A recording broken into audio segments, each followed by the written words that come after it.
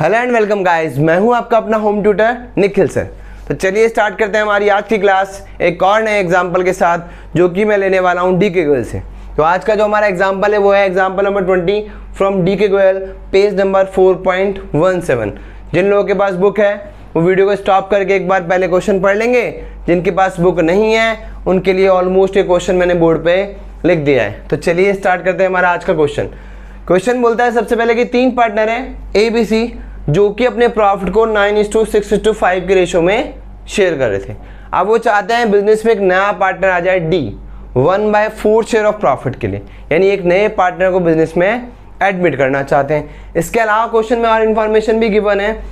आगे लिखा हुआ है B sacrifices 1/20 of his share in favour of D, यानी यहाँ पे बी ने डिसाइड कर लिया कि जो भी डी को शेयर मिलने वाला है उसमें से मेरा शेयर तो फिक्स कर लो, मैं इससे ना तो कुछ ज्यादा दूंगा ना इससे कम दूंगा। तो यानी इसका मतलब क्या हो गया, यहाँ बी पहले अपनी दादागिरी लगा रहा है कि मुझे तो अपने प्रॉफिट का 1/20 शेयर किसको पे करना है, डी को।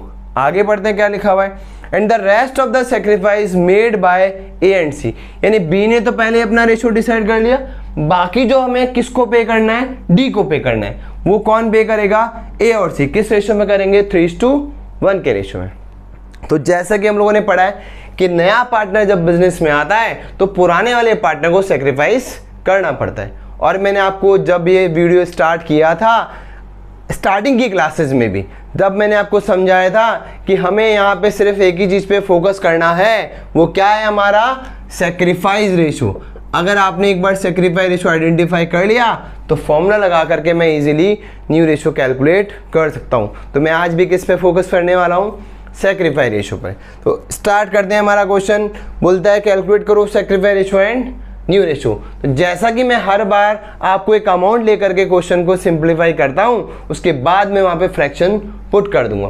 तो चलिए स्टार्ट कर लेते हैं हमारा आज का क्वेश्चन।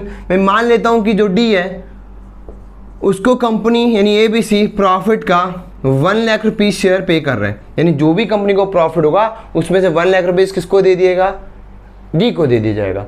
अब डी को जो 1 लाख रुपीज पे करेंगे, ऑब्वियस सी बात है वो तीनों पार्टनर पे करेंगे, ए बी और सी मिला करके।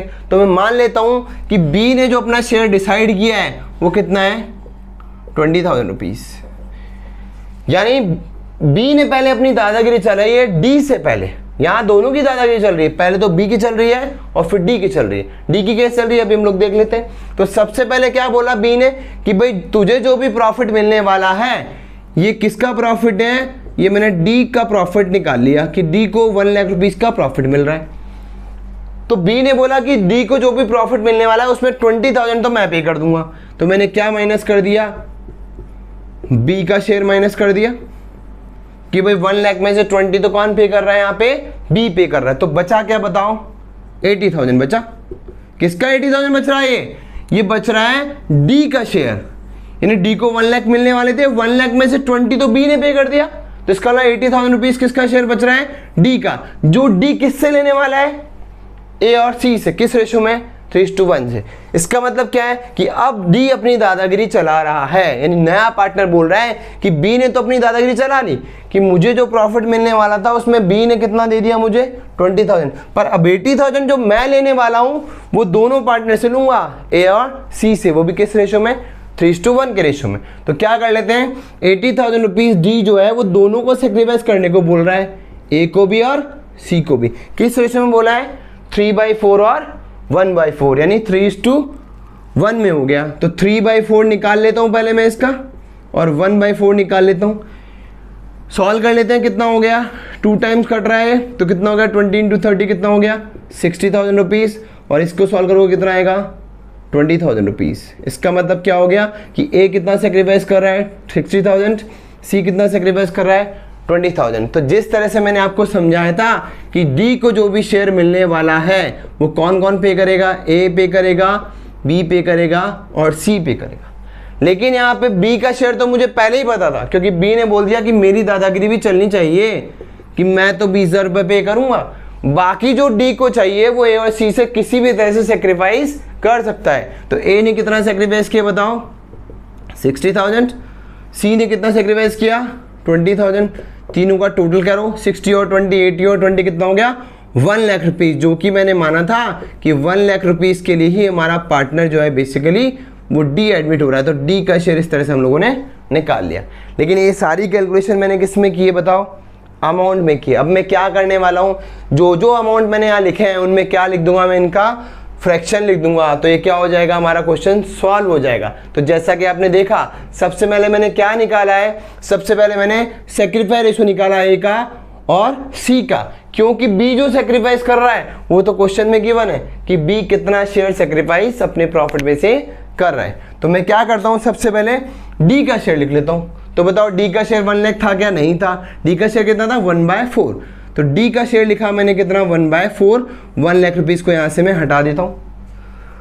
फिर उसके बाद मैंने माइनस कर लिया था इसमें जो बी ने अपनी दादागिरी चलाई थी। बी का शेयर कितना था? 20,000 रुपीज़ पर फ्रैक्शन में क्वेश्चन में गिवन है कि बी 1/20 शेयर के लिए आ रहा है। तो मैं क्या कर लेता हूँ, 20,000 की जगह क्या लिख देता हूँ, 1/20 शेयर लिख देता हूँ। अब जो बचेगा बेसिकली वो वापस किसका बच रहा है? डी का ही बच रहा है, क्योंकि डी ने क्या किया था, 1 लाख में से 20 तो किससे ले लिया था? बी से। तो बाकी बचेगा वो किससे लेगा? ए और सी से सेक्रीफाइस करवा देगा। तो यही काम मैं यहाँ करने वाला हूँ। इसका मैं एलसीएम ले लेता हूँ।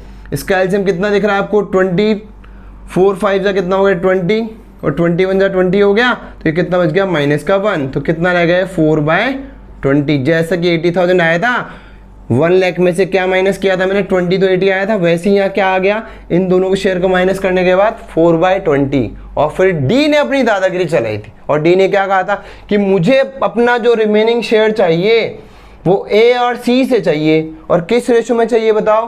3:1, यानी 3/4 और 1/4 के रेशो में। तो मैं निकाल लेता हूँ कि ए को मिलने वाला है इस रेशो का 3/4, सॉरी ए को मिलने वाला नहीं, ए जो सेक्रीफाइस करेगा, ए क्या सेक्रीफाइस करेगा?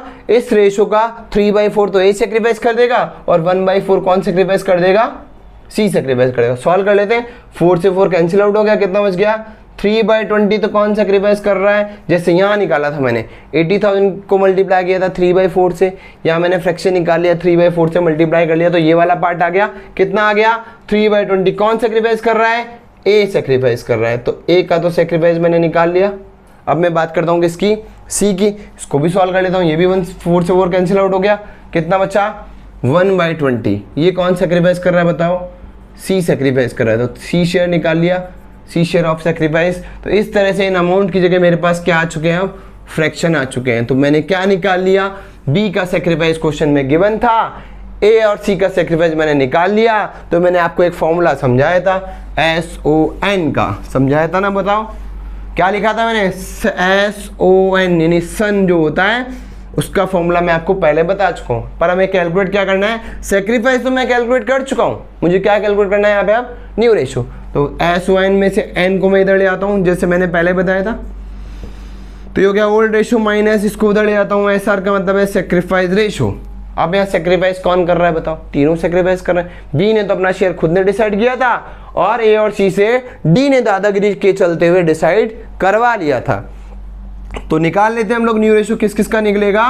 पहले ए का, फिर न्यू रेशो निकालेंगे हम लोग बी का, और फिर न्यू रेशो निकालेंगे हम लोग किसका? सी का। तो ओल्ड रेशो मैं लिख लेता हूँ पहले सभी का। तो ओल्ड रेशो हमारे सामने गिवन है। इनका टोटल कितना है बताओ? 9 और 6 कितना हो गया? 9 और 6 होगा 15 और 5 कितना होगा? 20। तो 9/20 तो हो गया ओल्ड रेशो किसका? ए का। बी का ओल्ड रेशो कितना हो गया? 6/20। सी का ओल्ड रेशो कितना हो गया? 5/20। तो मैंने तीनों के क्या लिख लिए? Old ratio. Minus minus minus. अब क्या करना है? सेक्रीफाइस रेशो, जो कि मैं ऑलरेडी निकाल चुका हूं। तो ए ने सेक्रीफाइस क्या किया था? ए ने सेक्रीफाइस किया 3/20। बी का सेक्रीफाइस क्वेश्चन में ऑलरेडी गिवन था कि बी सेक्रीफाइस कर रहा था 1/20। और सी का सेक्रीफाइस क्या निकाला मैंने अभी 1/20। अब इसका एलसीएम ले लेते हैं हम लोग, तो न्यू रेशो कैलकुलेट हो जाएगा। तो दोनों का एलसीएम आपको सेम दिख रहा है 20। तो कितना बचेगा? 9 - 3 कितना हो गया? 6/20। इसका भी सेम दिख रहा है 20। तो 6 - 1 कितना हो गया? 5/20। इसका भी सेम है हमारे पास। तो 5 - 1 कितना हो गया? 4/20। तो क्या निकाल लिया हम लोगों ने? ABC का न्यू रेशो निकाल लिया। लेकिन हमारे पास पार्टनर कितने हैं बताओ?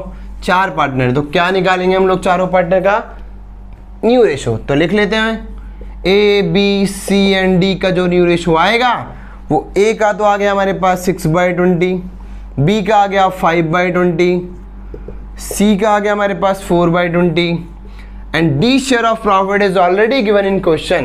क्या था? 1/4 शेयर। लेकिन मैंने आपको समझाया था कि सबका डिनोमिनेशन सेम होना चाहिए। तो किस फैक्टर से मल्टीप्लाई और डिवाइड करूं कि ये 20 बन जाए? बताओ, 4 5 या 20 होता है, तो 5 से करो मल्टीप्लाई, 5 से करो डिवाइड, तो ये अपने आप कितना हो गया? 20 हो गया। तो न्यू रेशो क्या आ गया हमारे पास? ABCD का। तो नया रेशो हमारे पास आ चुका है ABCD का, जो कि कितना हो गया है? सबका एलसीएम सेम है, तो हो गया 6:5:4:5। तो नया रेशो आ गया हमारे पास 6:5:4:5। इस तरह से हम लोगों ने न्यू रेशो कैलकुलेट कर लिया चारों पार्टनर का, और सेक्रीफाई रेशो में सबसे पहले निकाल चुका। तो जैसा कि आपने देखा, ये क्वेश्चन टिपिकल नहीं है, सिर्फ और सिर्फ आपको फोकस रखना है सेक्रीफाई रेशो पे। अगर आप ऐसा करेंगे तो एक क्वेश्चन में आपको ना तो कोई केसेस ध्यान रखने पड़ेंगे और आपका न्यू रेशो इजीली कैलकुलेट हो जाएगा। तो चलिए मिलते हैं हम लोग अपनी एक नई क्लास के साथ में।